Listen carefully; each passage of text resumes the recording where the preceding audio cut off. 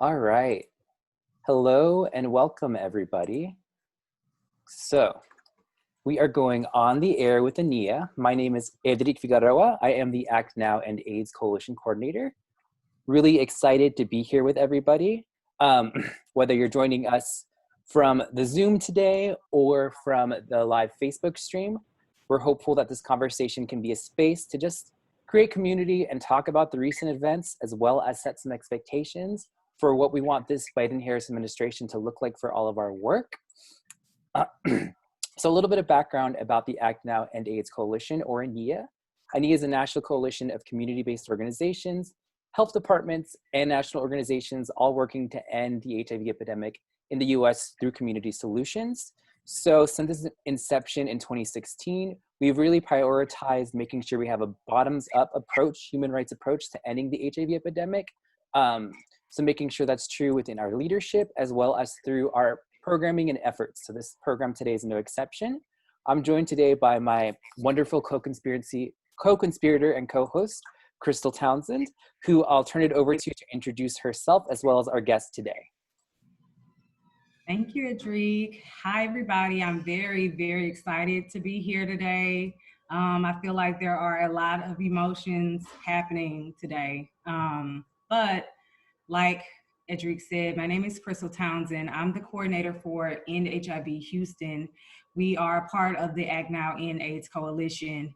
And I am so happy to be here with Raniyah Copeland, the executive director of the Black AIDS Institute, Naina Khanna, the executive director of Positive Women's Network USA, and Carl Bologna, vice president for policy and advocacy at AIDS United. So usually we start off with a general question, but before we ask, we had like this icebreaker, but really, I want to know how you all are doing today, because, you know, I caught glimpses of the inauguration day, and I was expecting, you know, I don't know what I was expecting, you know, from January 6th, but it turned out to be very uneventful.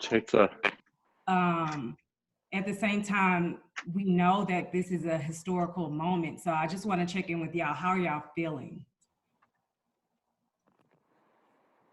Hey, Crystal. I feel good. I don't think I've watched, I think the last inauguration I really listened to was Obama. And, you know, today felt really different. It was wonderful to watch it with my kids as much as I could get them to understand. But, you know, when he saw, you know, Madam Vice President Harris and said, oh, that looks like my grandma. She doesn't, but nonetheless, you know, the concept, you know, this is the same skin color, that looks like somebody that I know, somebody in my family. I think, you know, it's a beautiful thing. I definitely shed some tears that I didn't expect. And so I'm feeling pretty hopeful right now. What about you, Naina?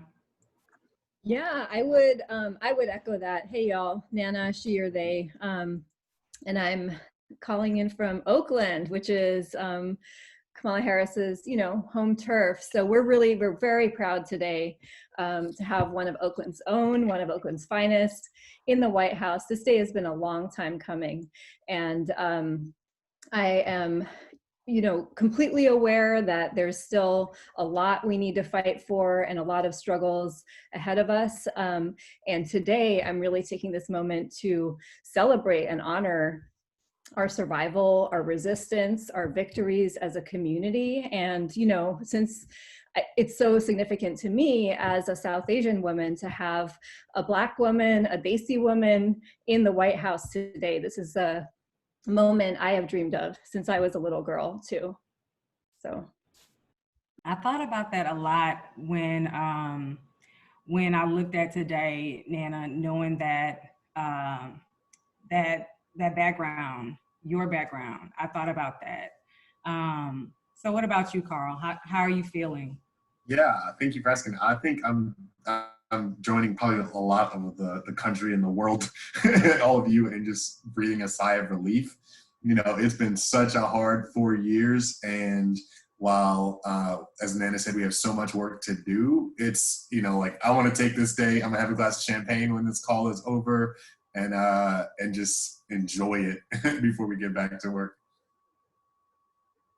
Now, Adric, how are you doing? I know you and I spoke yesterday, so we were feeling a lot of things, but how are you feeling today?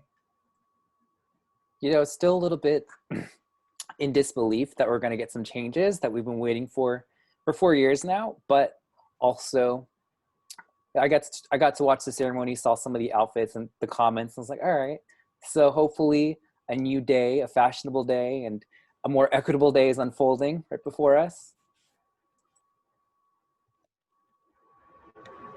I really hope so too, because after January 6th happened, the insurrection, it was almost like I had to take a moment, and it was really like a week, where I had to figure out what the hell I just witnessed. And so I spent a lot of time in meme land, like looking at funny videos, reposting funny videos. I mean, that was really helpful to process it. But when I allowed myself to really stop and consider what happened on January 6th, it felt very heavy.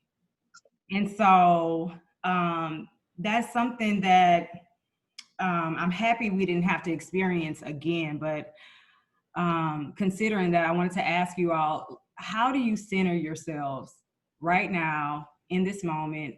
We're still in a pandemic. We are shifting into a new administration.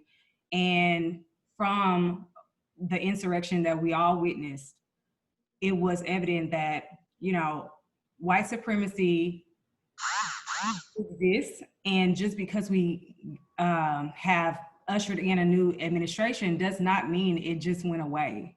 So how do you center yourselves? How are you centering yourselves right now?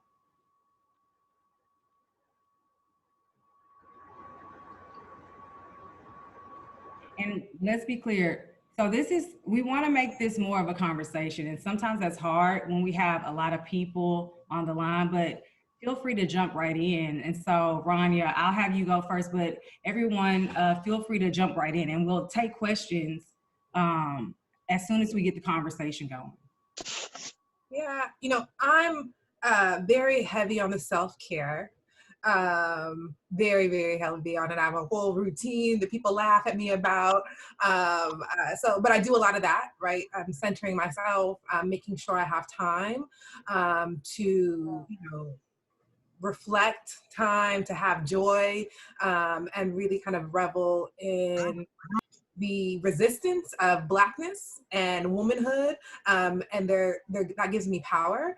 I'm doing this new thing this year, though. I'm also trying to have some self-care in how, you know, I look at my schedule and the kind of ambitions that I have of trying to create change. I think that, you know, for many of us in this movement, we're so mission oriented. We, you know, have these audacious goals of trying to end HIV in our communities that are most impacted, and that's a really heavy weight. And I think for many of us, it drives us, but can drive us to a point of exhaustion. And so I'm trying to also be gentler in that space, which is kind of new for me, you know, but I'm working through it. And, you know, the insurrection for me, at least the way that I've viewed it, is that I think that white supremacy is becoming more transparent and less covert than it's been. And my personal feeling is that really, you know, with the election of, you know, our first Black president, President Obama, that a lot of white supremacy that could be covert really was like, what's happening? I thought we lived in this different country, that we all agreed that, you know, we have these second-class citizens. And I think that they're at a place of, you know, a lot of anger, there's desperation, and, you know, that can be really concerning for us as people of color, communities that are, you know, disenfranchised, because that hate turns back onto us. And so I think there's some fear in that. but trying to stay grounded in our power and our resilience is important to me. But I wasn't surprised that they tried to storm the they stormed the Capitol. I think that they believe they are owed something because of their whiteness that, you know, shows up. And I've always seen that. You know, I think that people probably who do HIV work have always seen that. And so I think it's important we take care of ourselves, because that is, it's not, you know, it's a traumatic situation to be in regularly. It's traumatic to see it on TV. It's traumatic to see people say, oh, I can't believe this happened. Where is this coming from? You know, when for so many of us, we've known this, you know, since we were born, you know, in our mother's wombs, you know, we felt depression. So taking care of myself, grounding myself in that, but then also being really kind of honest about the society that we live in. Yeah, and I just wanted to like highlight something. Even people, there were people even saying, you know, these were not Trump supporters. And to see those comments, it felt almost like, and maybe this wasn't like, it was gaslighting. It was like, you're trying to tell me something different from what I'm seeing with my own eyes. And so to do that to a person feels abusive, it feels manipulative, it feels hurtful. And so I'm like, those are things and emotions that we carry as people of color, as Black women. I carry it. So yeah, so Carl, how are you centering yourself?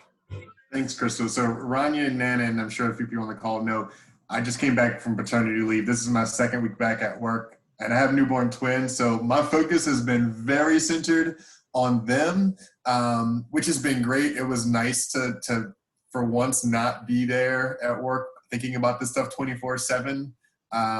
But it's also made me more reflective, right? As I'm now preparing to raise these Black children, you know, in a world that I think is frankly, maybe it's just more at the forefront. People, as Ryan said, are being more honest and transparent about their racism. It feels like we're at more of a powder keg boiling point moment than I've seen in my lifetime. So I've been reflecting on that, but I've also, I think, taken some comfort in the transparency and planning about how we're going to make sure this doesn't happen again, and how we can make sure that Black and brown folk are, you know, empowered, take power to make sure that that we're protecting ourselves and that we're moving the entire country forward, not just some people. Hey, Crystal. Hi, Simona. I love that. So, Nana, how are you centering yourself? Yeah, I would say that for me, I have a commitment to reflection and to finding joy and to connection. And I think connection is so important. And in many ways, it's more important than ever in this pandemic, because it's the thing that is being so threatened, you know, intimacy, connection with other people. And so I've really prioritized connection with myself, connection with like a handful of folks who are really close to me, and connection with nature. You know, getting out of the house, going for walks, going for hikes with my dog is actually a big part of my self-care and reminds me a lot of what is really important. And, you know, I think in terms of the events on January 6th, I was completely not surprised at what happened. What was really heartbreaking to me is how much we had to lose and what the cost was before folks would talk openly about white supremacy and white terror, and political leaders, organizational leaders, you know, people who purport to be committed to justice. Like there was no surprise in what happened on January 6th. That has been coming for a very long time. And I think our communities, Black and brown communities, have been extremely aware of that for years, if not our lifetimes.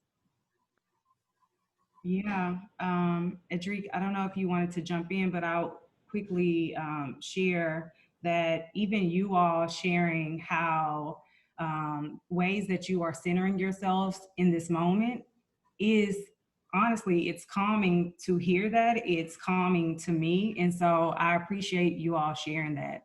So I'll turn it over to you, Idrik. Yeah, thank you everyone for sharing what you have so far in this conversation. So we know that there's a lot of work ahead of us, and that the administration, of course, is just in its first couple of hours of getting started.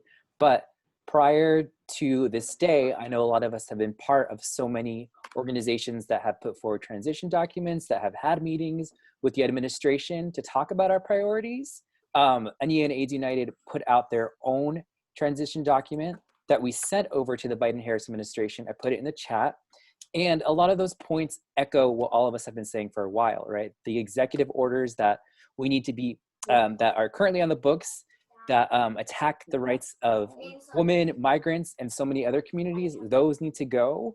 People need to have access to HIV treatment across the board. We need to prevent new transmissions by scaling up programs like PrEP across all communities so they're effective for everybody and not just some people. I'm really looking at the social and structural barriers to HIV prevention and care, as well as make sure that there are leaders across all aspects of government, especially HIV leaders that look like us and reflect our experiences. So you can read more about some of those points in our transition document, but we definitely wanted to hear from our guest today about what are some strategies to really go big or go home, as Kenyon Farrow wrote in this document, an article in the body where he talked about what kind of activism is needed from the HIV community to really get towards that goal, right? We're talking about ending the HIV community all the time, but in addition to all the science and prevention-based strategies that all of us are doing, we have to work across movements. So what does that big vision thinking look like? Love to hear from any of you of some ideas about what you have about reaching across the aisle to our friends in the reproductive justice movement or other social justice movements that we know once they succeed, our communities also win.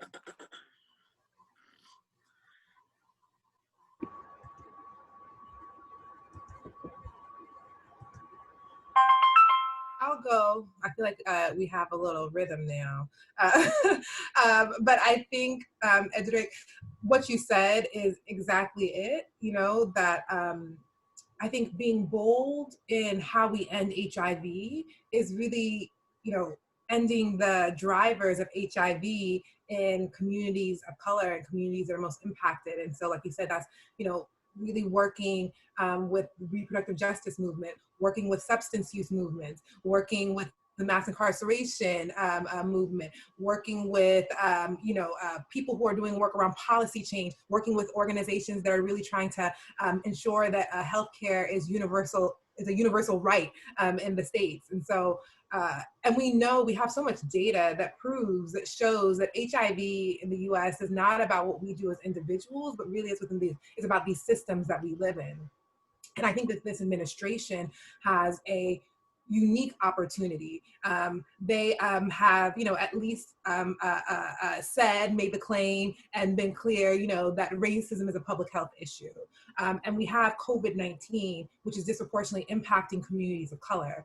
And if we can fix these broken systems, fix these racist systems, then it improves health outcomes across every spectrum. And so if we're really ending HIV, we really should be ending, you know, the war on drugs. If we're ending HIV, we really should be ensuring there's universal access to healthcare. If we're ending HIV, we're ensuring that mass incarceration, you know, isn't putting Black and brown people in jail at higher rates. That all of these things are interconnected. And, you know, I'm hopeful that this administration is going to think about an integrated strategy that connects all of these things together. Because right now, they really are responded to in silos.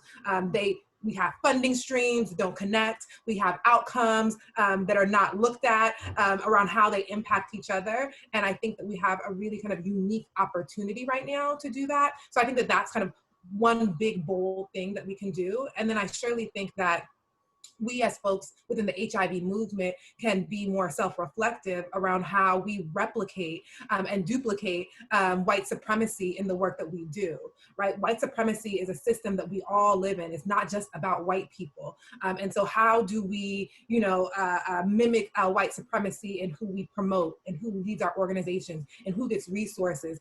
Those are all things that we, as a movement do all the time, and we aren't having enough conversations about it. We aren't putting enough systems in place around it. And I think, almost 40 years into, the first HIV case, it would be a really bold thing for HIV organizations, pharmaceutical companies, all of these folks who are players within this HIV work to really be more reflective and put systems in place that ensure that we are replicating the supremacy, this white supremacist system that we know also drives HIV.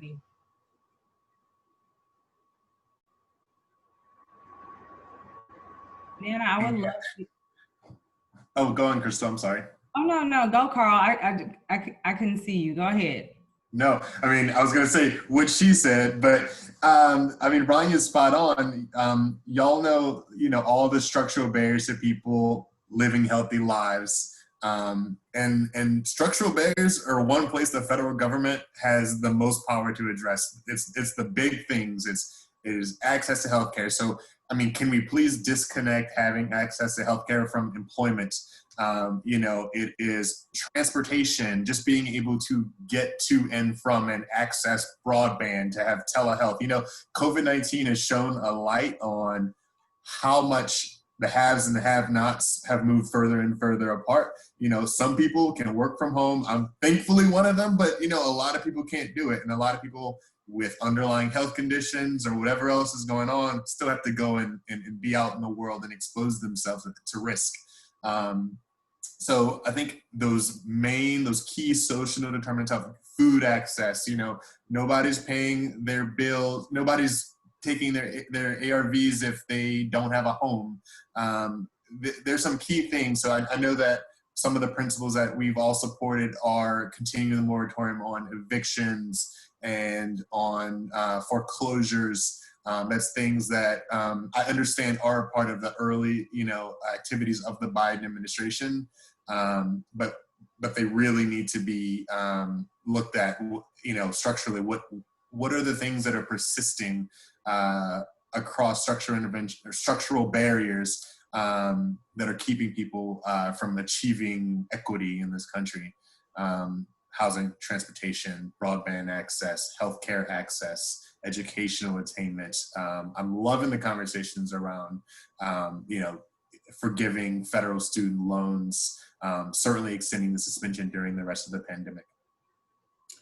I'm not sure if this is true, but I saw a statistic that said that Black women have more student debt than any other group in the US. Have you heard of that? I couldn't believe that. Maybe I personally can, but I think that's such a good point, Carl. Thank you. Yeah, and I would definitely, echo what Raniyah and Carl both said. I think we've known for a very long time that HIV itself, the HIV epidemic is not actually the problem. It is a symptom of a lot of different symptoms of other structures and injustices and forms of oppression that intersect. And I think what we've seen play out with the COVID-19 pandemic is just a replication of all those inequities we knew were in place before. So to have, in like the spring of 2020, mainstream media finally covering, the fact that Black people are facing access barriers and suffering from inequities related to COVID-19. Hopefully we are taking this moment to really go big and go bold and address, even as an HIV community, refuse to focus just on Band-Aid solutions, but have a laser focus on the actual structures and the systems. So we need to be dismantling private prisons. We need universal health care. We need to make sure that, access to any form of healthcare, access to the COVID vaccine doesn't have to do with that there are no barriers based on race, geography. We need to have a real equity lens on something like vaccine implementation. These things are critical for people living with HIV and for communities impacted by HIV. And you know, race neutral approach to something like COVID vaccine dissemination, which, by the way, you know, very much parallels what has happened with PrEP, right? So we've had these biomedical interventions available for a really long time. Well, guess what? It's no surprise that implementation has been inequitable and has been plagued by especially racial inequalities and economic inequalities. And that exactly is being replicated by the dissemination of the COVID-19 vaccine. Because if you don't account for equity in your rollout plan, you already have exacerbated, you know, inequalities. And so that's, you know, my hope is that as a movement, we will also commit to being bold, to being progressive. We have a short window of time to really take some progressive action.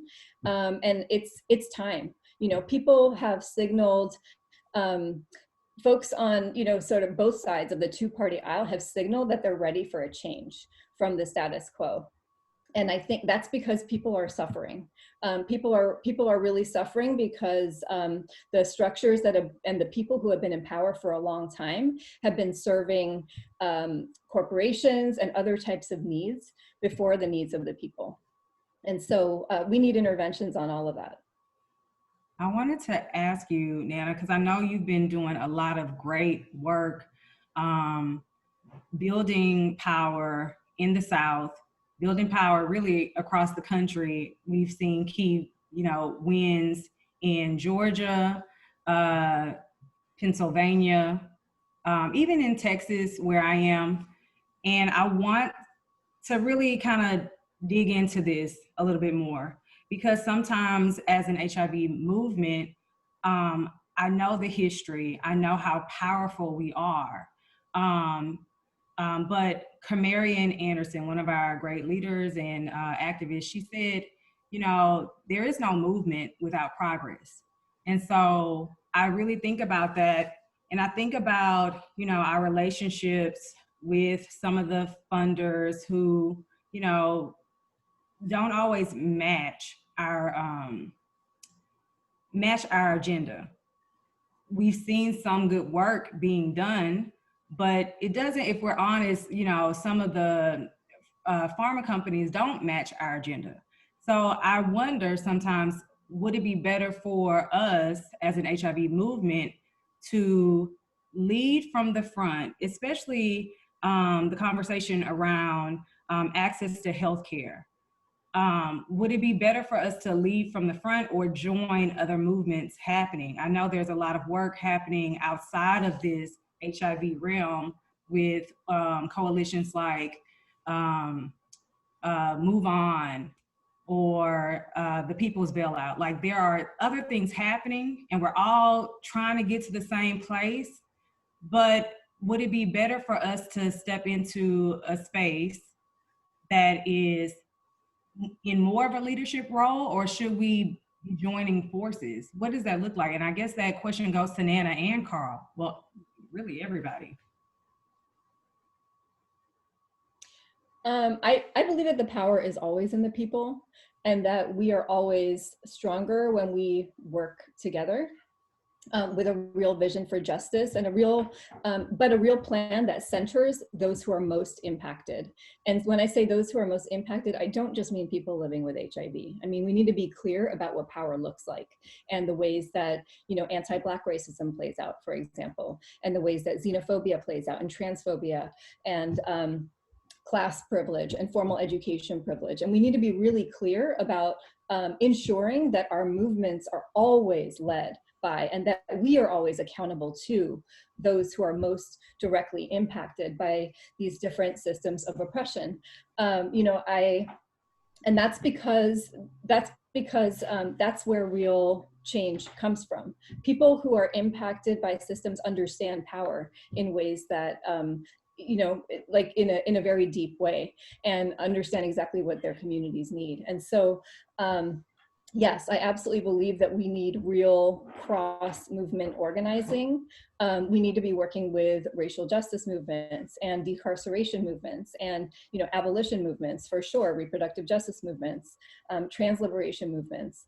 And we always need to be attuned to the locus of power and how we can exercise any privilege and access and resources we have. You know, this is not about organizations or institutions. This is about the people. And we're all ultimately accountable to the same people. So that's how I think about it. I think that a shared vision for liberation and shared strategies and tactics are the way to victory. But it takes clear analysis and it takes reflection throughout, and that work is not always easy. And I think it's really important to remember that there aren't quick fixes to undo, you know, hundreds of years of supremacist structures that have been built on genocide.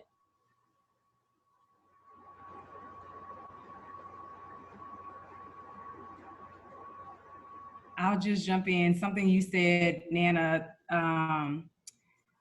like the power is with the people, truly. Like your cousins, your family members, the people in your community, your neighbors, like there is so much power there. And someone, Marco mentioned, I'm reading the chat too. So Marco mentioned that he was inspired by the work that Stacey Abrams did.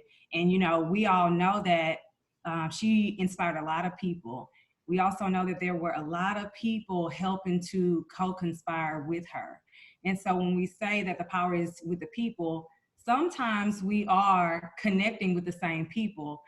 And I laugh when I say that because there were so many people during the election cycle, which only happens like every once in a while, saying, if y'all text me one more time, if you call me one more time, we are all trying to connect with the same people. And so, we're trying to get our people to a shared goal. And so, Carl and Raniyah, do you have anything that you wanted to add? I think that clarity on that shared goal is really important. And you know, I think Naina talked about this kind of introspection and clarity around like, what are we all working towards? And I think that the uprisings that really stemmed from Black Lives Matter this summer, along with this horrible administration we've been subjected to for the past 4 years. And, you know, on the eve of this new election really kind of converged together. And so that no matter what, we can maybe agree to disagree on certain things, right? We can't agree that, you know, I'm not human, right? We can't disagree on my ultimate humanity as a human being. But if we can agree on, you know,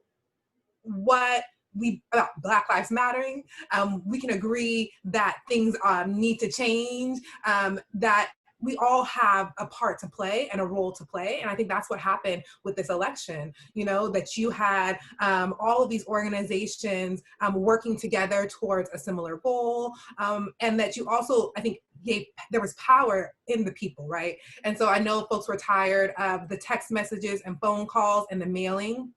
But that happened from, you know, individuals, you know, from parents, from children, church members, kind of going out and really kind of saying, what can I do in my individual space in the power that I have? And, you know, I think that's how we got to where we are now, having our first person of color, woman of color at the second highest office in the country.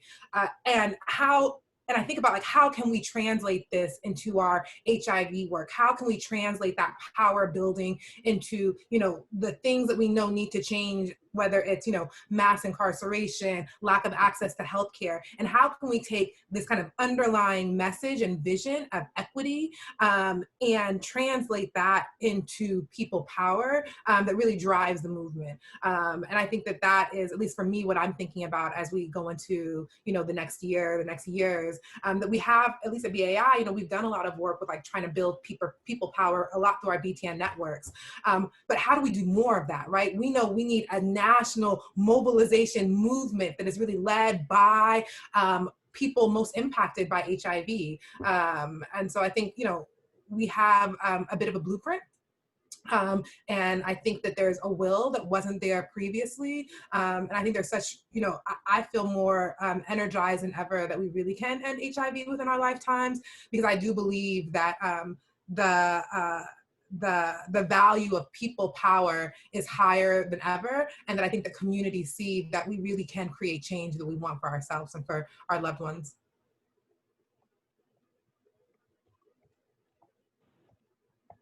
So I'm often a broken record on this, and I'll admit that my most comfortable stance is talking about federal policy and impacting federal policy. For me, the power of our community is in our stories. Tell your story, tell your story, tell your story, right? It's not about the sadness that anyone, that everyone has experienced. It's also about triumphs and overcoming difficulty and how you've been successful. It's about, a Black trans woman in Mississippi talking about how she, became empowered to work as an outreach worker in her community, and what she saw as lacking in her community and stepping up. With our policy makers, the members of Congress and the staff, they are individuals. They are people. They can be reached emotionally, and telling your story about how the federal government, the local government, the state government has supported you or left you behind can have a dramatic impact.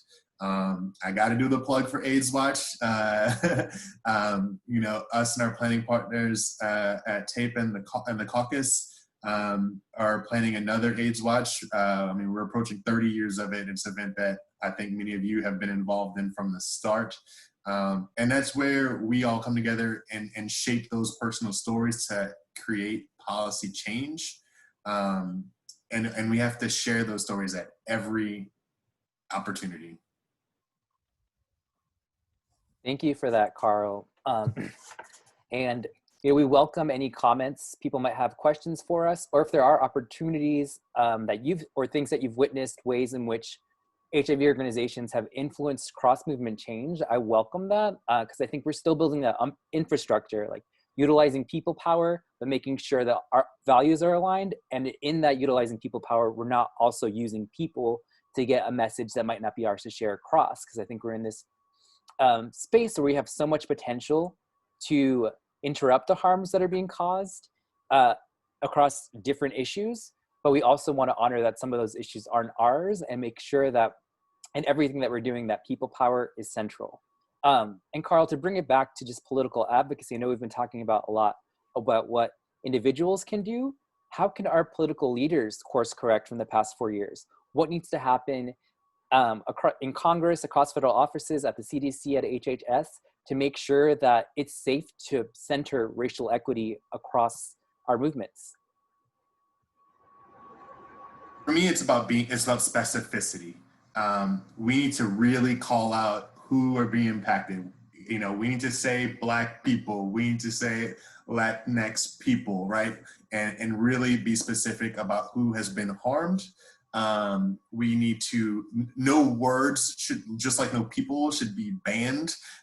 Trans people, diversity and inclusion, these words should be said. White supremacy needs to be said and called out, including in federal spaces. I kind of want Naina and Raniyah to jump in. But it's about attacking from all fronts, and a more open government, a more open society that's just honest about how we got here.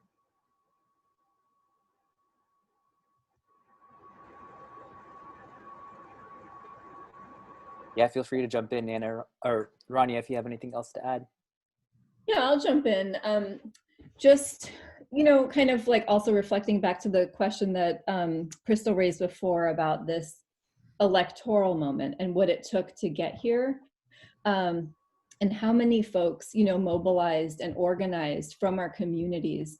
I think it's really important that we understand that in the moment we're in right now, there's still a lot of work to do, and there's still a lot of opportunities, right? So legislative sessions have started up. Well, we worked to get some of those folks elected.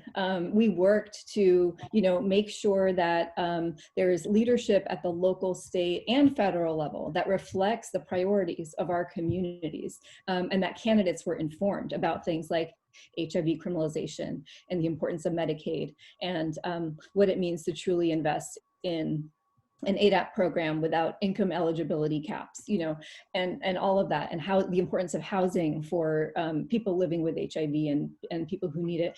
And so it's incumbent on us also to not just go away, but to remember that integrated voter engagement is a 365-day-a-year activity. It's time for us to hold those candidates, elected officials, decision makers accountable to go to them. This is something that any person can do, right? Any person who's on here, any person who's an advocate or an organizer in your community, any person who accesses HIV services, these decision makers work for you. And so this is a great time to be asking them for meetings, even at your local level, to let them know about your priorities, to let them know what's going on with and the epidemic plan, to let them know about what's going on with HIV criminalization laws and how cash bail really harms our communities, and what it means that sex workers are criminalized, what that means for the HIV epidemic, and what it looks like to have access to clean needles. Like these are a lot of things that we can be acting on right now. I also think that, at a federal level, you were asking, Edric, about like things that the federal government can do in federal leadership. I think we need to be very clear that there needs to be a new Office of National AIDS Policy. That office needs to clearly have leadership from the communities that are most impacted. So there needs to be Black leadership in that office. There needs to be trans leadership in that office. There needs to be Latinx leadership in that office. These need to be folks who are who understand the intersecting social and political and cultural contexts of HIV, not only the biomedical lens on HIV. There needs to be a holistic approach, because HIV is and has never been just a virus. It is all about inequity and inequality. Also, in terms of federal leadership, we have some emerging spaces that we need to have strong HIV leadership in. There's a COVID-19 task force. Well, who better than the HIV community to inform things like how human rights show up in a COVID-19 response? There are parallels in the ways that COVID-19 is being surveilled and policed that could be really harmful, and in fact have been documented to be more harmful to Black and Latinx communities than other folks. And the HIV community is really well situated to talk about how having a focus on criminalization of a disease has really been detrimental. And we never want to see that happen again for any other disease. We're having to go back and undo all these laws right now, right? So we need to be helping to lead and advise in that kind of space. And then I guess the other thing I would just lift up is that we're still in a moment where there are 74 million people out there, and white supremacy isn't gone by any stretch of the imagination. And thankfully, today so far has gone peacefully, and it's taken a lot to get there. And I don't for a second take that for granted. And so we also need to be putting in place structures that really care for our people, and thinking about safety and protection for our folks and what that looks like at a community level. So an example of something that we've set up at PWN is these safety pods. We have basically ways for people at the state level, at the local level, to communicate with each other and check in about safety, if something goes down. Also, these are spaces for like emotional support. We need to be integrating healing and emotional support and wellness, as much in this moment as ever. There's a lot of trauma and violence that our community has faced and continues to face in all different kinds of ways. And we must attend to that as much as we attend to these types of changes. That in itself, honoring healing and supporting and creating space for healing is also an intervention and a political act. I couldn't agree with that more. And I'm looking at some of the comments in the chat, and I just want to uplift some things that are coming up for folks, and also, you know, allow everybody in the Zoom room a chance to kind of process some of what we're sharing, because I know it can be a lot. It can seem like a lot because there is so much to be done. And if things are coming up for you, I want to leave space before we wrap up for you to share. So Anna says, you know, Nana, she agrees with you, and it's essential now to go to all of the legislators we contacted in the campaigns, especially at the local level, and say, this is what we told you we needed. Now we got you elected, so let's talk about how you're going to make this happen. They work for us. And so as Anna writes that, I'm reminded of our voting power, how we as an HIV community are such a powerful voting bloc. And I think that I know PWN helped me to see that. So like, I'm in Texas, we have over 94,000 people living with HIV in the state. We also have a senator in office right now who, you know, put gasoline on everything that happened earlier this month. So on top of that, we have, you know, bills introduced to criminalize communicable diseases. This is what the language that they use, but they mean things like HIV. And it could also mean things like COVID. And so we're very aware of that. Yeah, I think, I mean, Crystal, like, I know you're being kind of humble, because how many voters did y'all contact in the 2020 election cycle in the Harris County area through H-Town Power and the organizing y'all were doing? Oh, I don't even remember. It was a lot. I think it was something like 121,000 or in that range. And by the way, that is almost exactly the number of drive-through ballots that they tried to throw out in Harris County. So, you know, we touched about 500,000 voters in the 2020 election cycle, in Georgia, in Texas, in Colorado, in Pennsylvania, and that's a lot of the folks who are on here right now. You know, we're involved in that work. I see Alicia, I see Anna, you know, I see Jesse Mona, I see Marco, I see a lot of folks, Tammy, who were involved in these GOTV efforts. And I think we should never forget the power of the HIV community to make things happen. You know, HIV advocates and organizers have been innovating for a really long time. Like these same skills and strategies that they talk about, you know, they talk about like communities that are, quote, hard to reach. Like, how do we link folks to care? Well, guess what? HIV advocates know how to do that. We do it all the time. And so translating those skills and applying those same skills in conversation and community outreach and all of that to electoral organizing, to building power for our people, that's what we, you know, I think there's so much potential to just continue to grow that type of strategy. And you know, this is a year-round commitment. It's not every 4 years. This is something that we commit to doing all the time, every day, because electoral politics is just one, you know, leg of the stool. But building people power and exercising that people power at the ballot box is one way we demonstrate to decision makers who they're accountable to. And let's get our own folks elected too. There are training programs, you know, for women, for Black folks, for people of color, for trans folks, for LGBTQ folks, to learn to run for office and get support to do that. So if anybody on here is thinking about that, you know, I encourage you to get involved and think about getting some support.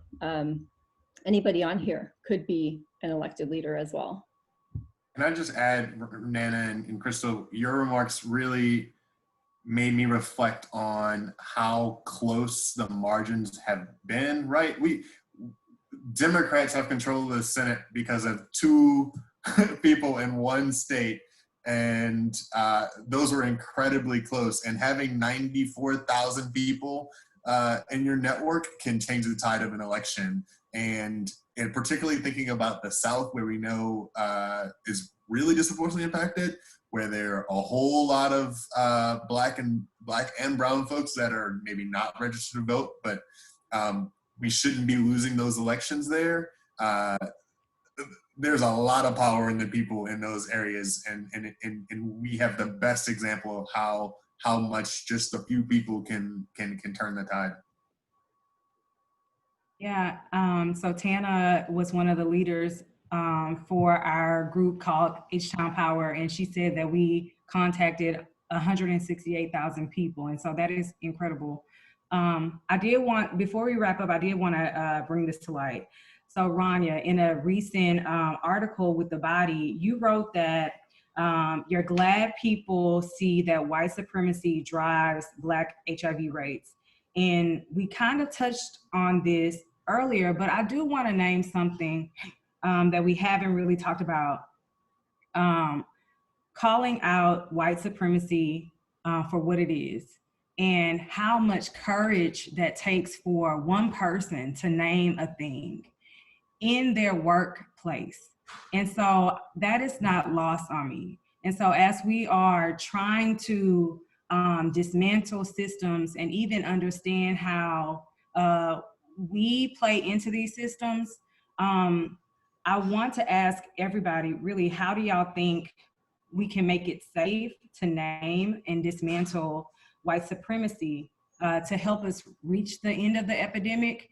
And I ask this knowing that we don't have anybody from health departments represented on the panel. I don't know if folks in the chat work for health departments, but how can we make it safe to do that? Because a lot of the policies we see in our standards of care, in the way that we hire people reflect, upholding that whiteness holds dominion over everybody. So how do we begin to name it and dismantle it and make it safe for people to do it? While y'all think about that, the question in the chat is what is a low-hanging fruit, a tangible item that HIV planning organizations can include in the work plans? So maybe you can work that into your answers too. Thanks, Crystal, for the great question. I think that an important and courageous but feasible starting point is really institutionalizing some of these conversations. So first, when's the first training on what is white supremacy? Because we talk about it, but like there's a definition for it. And I think being able to explain that and explaining how white supremacy drives homophobia and transphobia and anything that is other than white, cis, and hetero. And I think there's that grounding, that kind of training that's first really important. And then I think there is institutionalizing how we talk about it, and I think that the more you talk about it, the more that you feel comfortable being able to have kind of really courageous conversations. And I think that, at BAI, it's being able to say, we have all of these deliverables and it feels very traumatizing.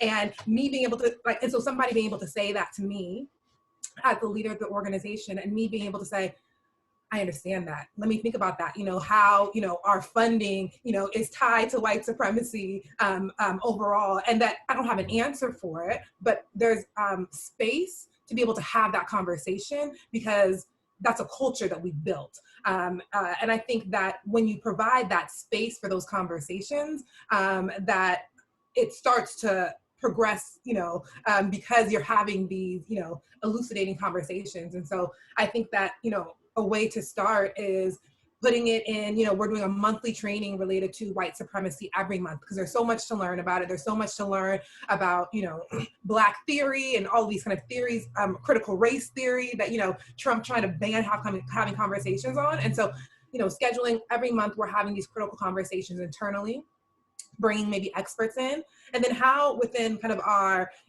especially if you have an organization that's structured with a supervisor, how can you have those conversations in that space as well? So how, in our check-ins, are we talking about how are you feeling? How, are we moving away from or continuing to uphold things that feel like white supremacy? I think are some kind of easy steps to do that. And then I think there's other organizations that are struggling through the same thing. And I think being able able to organizationally connect with other organizations that are working towards this. I know that I'm able to talk to kind of a group of leaders of organizations, and we can talk about, wait, what did you do? How is this working out for you? And I think that that also helps kind of evolve how we do our work together. And so that's what I would recommend is some of the low-hanging fruit that really is kind of the crux of how we create some of this change.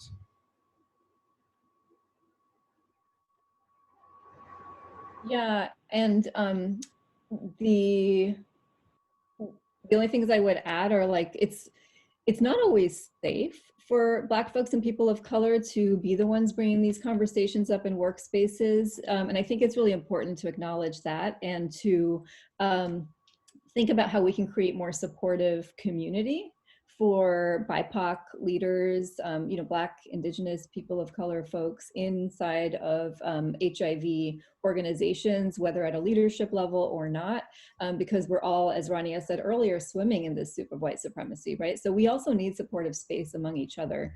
And one place that has emerged is HIV Racial Justice Now. Which is a, you know, a formation that has put forward a racial justice framework for the movement and is also now trying to create some more spaces for folks in the community. So please feel free to reach out to us around that. At PWN, we have been doing a lot of internal work around this as well. I would say that this is a practice. It is an ongoing practice. And some of the things we've put in place are, we have a Black Women Healing Justice Work Group in the organization. We have a White Women of PWN Dismantling Racism Study Group within the organization. And so, you know, these are some of the things that, this is not like quick and simple, you know, check off the box work. It's not one workshop, it's not one training, it's not one diversity table. This is a commitment to a process of like learning and undoing things that even we, as, I'll speak for myself as a woman of color, a non-Black woman of color, we have to undo our own internalized white supremacy and ways that anti-Black racism shows up in our own communities. And so, yeah, it's a journey.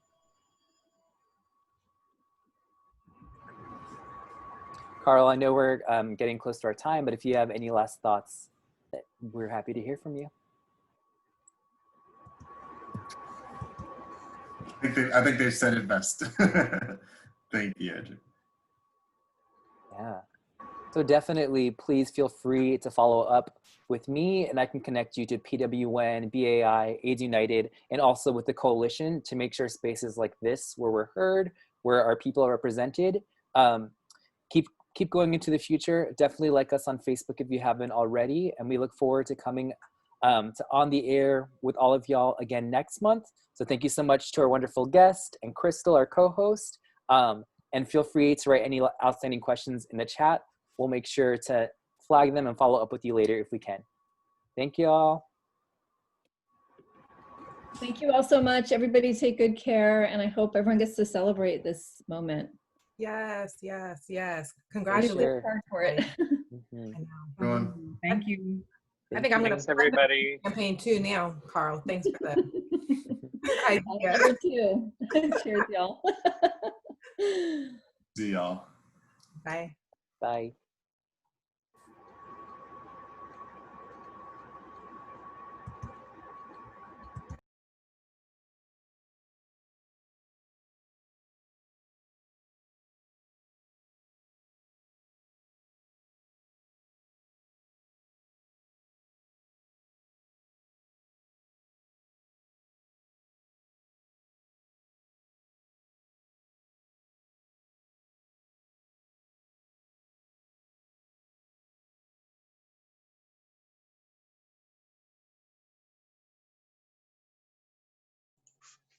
It was the dismantling racism link. Okay, cool. Let me check the link. I'll repost it